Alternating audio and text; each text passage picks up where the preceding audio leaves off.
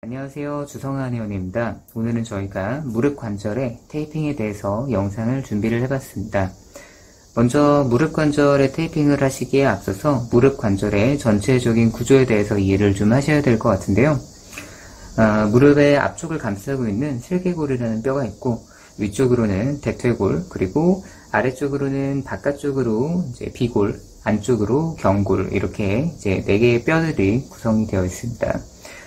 그 다음에 실제로 우리가 테이핑을 부착하게 되는 것은 바깥쪽의 근육이라고 보실 수 있는데, 슬개골을 중심으로 했을 때 슬개골 아래쪽에 슬개골건이라고 하는 힘줄이 있고요. 그리고 슬개골 위쪽으로는 대퇴사두근의 힘줄들이 이렇게 부착이 되어 있습니다. 그리고 바깥쪽으로는 이제 비골 쪽으로 이어지는 허벅지 아래에서 내려오는 이제 장경인대와 그리고 슬화근이라고 하는 힘줄이 이쪽으로 부착이 되어 있고요. 그리고 안쪽으로는 허벅지 안쪽에서 쭉 내려오는 거위발 힘줄이라고 합니다. 그래서 실제 햄스트링이랑 그리고 나머지 이제 몇 가지 힘줄들이 이렇게 타고 내려와서 무릎 경골의 안쪽으로 부착이 되는 거위발 힘줄이 있습니다. 그래서 실제로 무릎이 아파서 오시는 환자분들 같은 경우에 이 슬개골을 중심으로 해서 위가 아픈지 아래가 아픈지 바깥쪽이 아픈지 안쪽이 아픈지에 따라서 사실 치료 방법도 완전히 달라지고, 실제로 이제 테이핑을 하시는 것도 이제 당연히 달라질 수 있다고 보시면 됩니다. 자, 그런데 우리가 일반적으로 무릎 테이핑이라고 이렇게 검색을 하셔서 보시면 대부분 무릎 앞쪽을 이렇게 Y자 모양으로 감싸주는 형태의 테이핑을 가장 많이 보셨을 거예요. 그 이유는 뭐냐면 무릎 관절이라는 것 자체가 굴곡과 신전, 무릎을 굽혔다 피는 거죠. 굴곡과 신전이라는 이 동작이 무릎의 가장 한 90% 이상을 차지하는 움직임이기 때문에 이 움직임만 정확하게 이제 보조가 되더라도 무릎의 통증을 상당 부분 줄일 수 있고, 그 다음에 걸을 때 무릎에 주어지는 힘을 상당 부분 지지를 해줄 수 있기 때문이다, 이렇게 생각을 하시면 됩니다. 그래서 먼저 이제 가장 간단한 테이핑인데요. 무릎 관절에 슬개골 건에서부터 대퇴사두근 힘줄까지 이렇게 감싸주는 테이핑을 시작해 보도록 하겠습니다. 자, 그 테이핑이라는 건 항상 이제 붙이기 시작하는 포인트와 끝 포인트를 아셔야 되는데요. 슬개골 힘줄은 이렇게 타고 내려와서 경골에 이제 조면이 있습니다.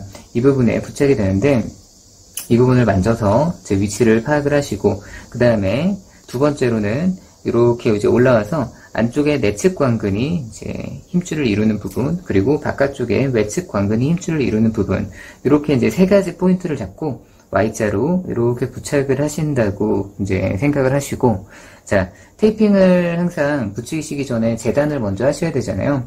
이 상태에서 만약에 제가 이렇게 해가지고 재단을 했다, 그러면 실제로 무릎을 굽힌 상태에서 붙이시게 되면은 그 길이가 많이 부족하게 됩니다. 그래서 테이핑 재단을 하실 때는 반드시 무릎을 최대한 굽히신 상태에서 방금 제가 말씀드렸던 부위들 이렇게 미어보시고, 그 부위에 대해서 이제 길이를 확인을 하셔가지고 재단을 해주시면 될 것 같습니다. 실질적으로 저희가 한의원에서 테이핑을 많이 부착을 해드리는데, 보통 이제 성인 기준으로 한 4칸 정도를 커팅을 많이 해놓고 쓰거든요. 큰 칸, 이제 한 칸이 5cm씩이니까 4칸이면은 대략 한 20cm 정도가 되겠죠.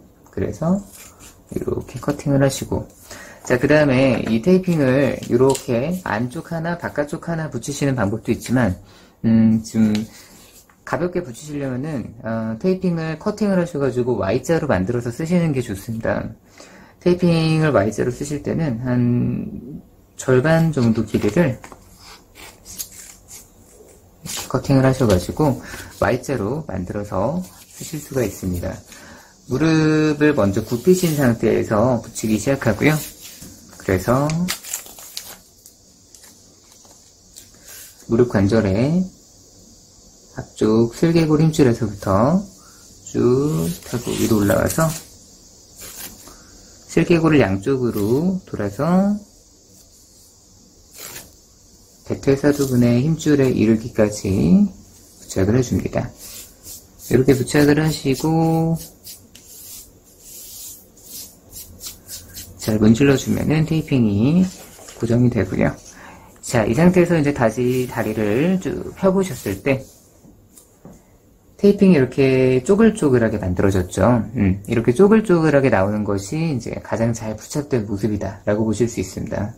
사실은 이제 조금 더 보강을 해주시려면 사실 대퇴사두근이라는 것이 굉장히 넓은 근육이기 때문에 이런 방향으로 테이핑을 보강을 해주시는 것도 굉장히 좋은 방법이고, 아니면 아까 말씀드린 것처럼 두꺼운 테이핑으로 이렇게 양쪽에 하나씩 이렇게 부착을 해주셔서 하시더라도 근육을 조금 더 파워풀하게 지지를 해줄 수가 있습니다. 자, 그 다음으로는 이제 무릎에 만약에 안쪽이 아프시다 라고 했을 때는 크게 두 가지 문제가 있습니다. 가장 대표적으로는 무릎 안쪽에 이 경골과 그 다음 대퇴골이 만나는 부분에 관절면이 있어요. 이쪽을 눌렀을 때 통증이 심하거나 아니면 이제 연령이 한 50대, 60대 이상이시거나 했을 때 무릎 관절에 이제 퇴행성 관절염인 경우들이 굉장히 많죠. 그렇기 때문에 이 부분에 관절염을 의심하실 수가 있고, 또 한 가지 이제 무릎의 조금 더 아래쪽 거위발이라고 하는 부분입니다. 거위발 부분을 눌렀을 때 여기서 굉장히 통증이 강하게 나온다라고 하면 거위발에 힘줄 염증을 또 의심할 수가 있습니다. 그래서 안쪽은 관절염과 이제 힘줄 염증이 있는데 테이핑으로 이거를 완전히 구분을 하는 거는 사실 조금 어렵고요. 무릎 안쪽을 전체적으로 이렇게 서포트를 해주는 방식으로도 테이핑을 부착할 수가 있습니다. 제가 이제 아까 말씀드린 것처럼 한의원에서는 이 4칸짜리 테이핑을 커팅해서 많이 쓰기 때문에 보통 저희가 이렇게 좀 준비를 해 놓습니다. 많이 좀 잘라 놓는데 이 테이핑을 가지고 안쪽으로 한번 부착을 해 볼게요. 안쪽 테이핑을 부착하실 때는 일단 이제 스타트 부위가 이 거위발 부분이라고 생각을 하시면 됩니다. 경골이 이렇게 올라오다가 꺾이는 부분이 있는데요. 자, 이 부위를 중심으로 해서 거위발 힘줄들이 부착이 되기 때문에 여기서 시작을 해주시고, 자, 이 힘줄들은 사실 무릎을 접어주는 역할을 많이 하는 힘줄들이기 때문에 힘줄의 길이가 최대한 늘어나게 하려면은 오히려 다리를 쭉 펴고서 붙이시는 게 낫습니다. 그래서 이 상태로 쭉 부착을 해서 한쪽 그리고 두 번째 쪽까지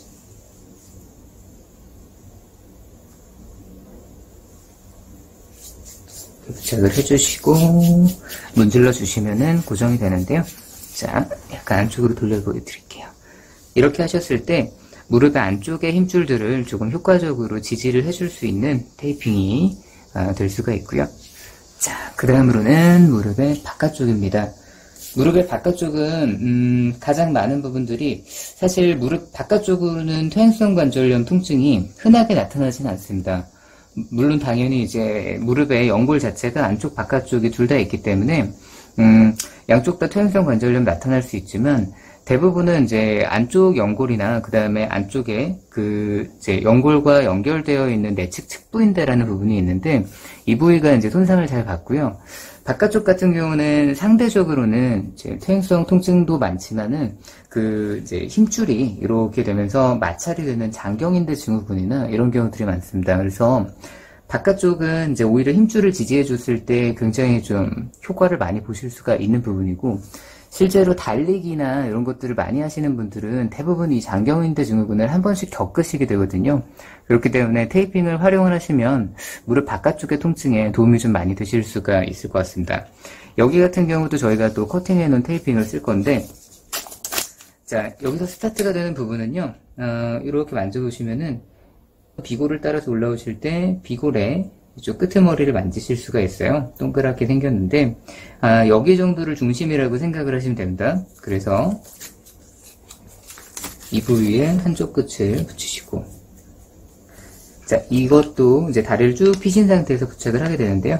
쭉 올라오셔서, 자, 중요한 거는 테이핑을 항상 늘려서 붙이시면 안 된다고 말씀을 드렸죠. 테이핑 늘리지 마시고 자연스럽게 테이핑의 원래 길이대로 힘줄의 모양에 맞게 이렇게 부착을 해주시고 문질러 주시면 테이핑이 단단하게 부착이 됩니다. 그래서 바깥쪽으로 돌려서 모양을 보여드리면 이런 느낌으로 바깥쪽 힘줄을 지지해 줄 수 있는 테이핑이 완성이 됐습니다. 자, 그러시면 무릎을 이제 저희가 보셨을 때 앞쪽 그리고 안쪽 바깥쪽으로 맨날 이렇게 다 붙이고 다녀야 되느냐? 그렇지는 않습니다. 본인이 아프신 부위에 따라서 그 부위에 맞는 테이핑을 붙이시면 되는 거고요. 사실은 이 방법도 굉장히 간단하게 한의원에서 좀 빠른 시간 내에 환자분들한테 붙여드릴 때 사용하는 방법이고, 만약에 이거보다 이제 좀 내가 딱 아픈 부위가, 예를 들면은 내측 광근에 이 부분이 통증이 굉장히 심하다. 그렇다면은 이 부위를 중심으로 테이핑을 이렇게 보강을 좀 해주시는 방법이 있습니다. 그리고 실제로 이제 대퇴사두근은 여기만 딱 이렇게 붙어 있는 근육이 아니죠. 대퇴사두근은 실제로 쭉 타고 올라와가지고 허벅지 안쪽을 타고 위쪽에 있는 부위까지 부착이 되기 때문에, 원래는 이제 풀 사이즈로 테이핑을 할 때는 근육의 전체 길이를 맞춰서 테이핑을 해주셔야 됩니다. 네, 사실 이제 저희도 진료를 할 때 그렇게 일일이 바지를 위까지 올리고서 붙이고 하기가 어렵고, 그다음에 이제 테이핑 자체도요. 제가 항상 말씀드렸지만 테이핑이 길이를 또 너무 낭비하는 거는 좋지는 않습니다. 그렇기 때문에 길이를 많이 쓰지도 않으면서 그리고 테이핑을 좀 효과적으로 붙이고, 또 이게 한번 붙여놓으면 오래 가는 게 아니죠. 길어야 이제 뭐 하루 이틀, 아주 길면은 한 며칠씩도 유지를 하시지만 대부분은 또 떼고 계속 다시 붙여줘야 되는 일종의 소모품이기 때문에 이제 내가 꾸준히 테이핑을 할 거다 생각하시면은 좀 효과적인 방법을 좀 찾아보시는 게 더 도움이 될 것 같습니다. 자, 오늘은 이렇게 무릎 관절의 기본적인 테이핑에 대해서 알아봤습니다. 제가 항상 말씀드리는 것이 테이핑에 이제 정답은 없다, 이런 말씀을 많이 드리는데, 기본적으로 테이핑에서 제일 중요한 것은 해당 이제 관절의 뼈나 근육에 대한 구조를 이해를 하시고 필요한 움직임을 이해를 하셔서 내가 이제 어떤 움직임에서 어떤 부위에 통증을 느끼는지 이런 것들을 꼭 확인하셔가지고 테이핑을 붙이신다면은 충분히 응용을 하셔가지고 본인 증상에 맞는 테이핑을 잘 하실 수 있을 것 같습니다. 저희는 다음 영상에서 다시 찾아뵙도록 하고요. 구독과 좋아요 눌러주시면 항상 좋은 영상 더 준비해드리겠습니다. 감사합니다.